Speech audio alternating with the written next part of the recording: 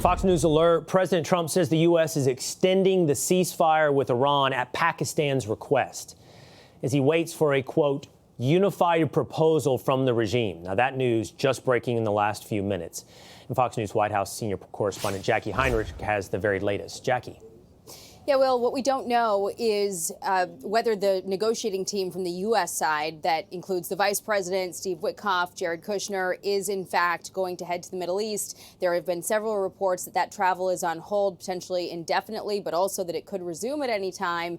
We've not heard any official statement from the White House side about that travel plan, but the ceasefire has been extended apparently indefinitely while the blockade stays in place. This is what the president said. Based on the fact that the government of Iran is seriously fractured, not unexpectedly so, and upon the request of Field Marshal Asim Munir and Prime Minister of Pakistan, we've been asked to hold our attack on the country of Iran until such time as their leaders and representatives can come up with a unified proposal. I've therefore directed our military to continue the blockade and in all other respects remain ready and able, and will therefore extend the ceasefire until such time as their proposal is submitted and discussions are concluded one way or the other.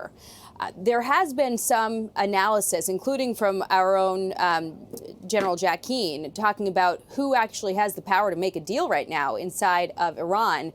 You have the negotiating team that includes the foreign minister, might not have the authority to sign off on a deal, a power grab happening right now from some IRGC leadership, including the new chief of the IRGC, General Vahidi, who is sort of credited as the architect of Iran's overseas terror organizations, very big hardliner.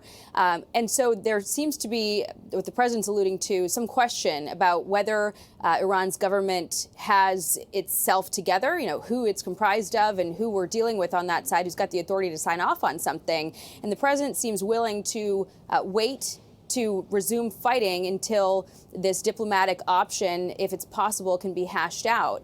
But what is unclear is whether that will include travel from the U.S. delegation. We know that the Vice President, Steve Witkoff, and Jared Kushner were planning to go to Islamabad today, and there's been a lot of reporting saying that they have instead come to the White House. The White House has not confirmed their whereabouts or their travel plans. Okay. All right. Just breaking a few moments ago, and you're on top of it. Thank you so much, Jackie Heinrich. Thanks. Be sure to like and subscribe for all the Fox News latest on YouTube and catch full shows streaming now on Fox One.